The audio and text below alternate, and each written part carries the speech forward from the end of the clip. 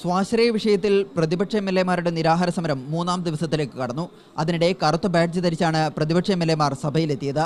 സഭയുടെ തുടക്കത്തിൽ തന്നെ മുദ്രാവാക്യം വിളിച്ചും പ്ലക്കാർഡുകൾ ഉയർത്തിയും പ്രതിപക്ഷം പ്രതിഷേധിച്ചു.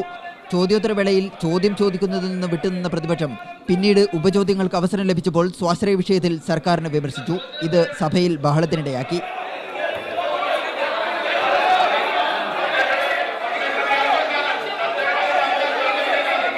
പച്ചക്കറി സംഭരണം സംബന്ധിച്ച ഉപചോദ്യത്തിൽ VT ബൽറാം സർക്കാരിനെ ഇങ്ങനെ പരിഹസിച്ചു. ഇവിടെ ഉത്സവ സീസണാണ് സർ, ചാകരക്കാലമാണ് സർ. അത് ഈ നാട്ടിലെ കർഷകർക്കല്ല, ഇവിടുത്തെ സ്വാശ്രയ കോളേജ് മാനേജ്മെന്റുകൾക്കാണ് സർ.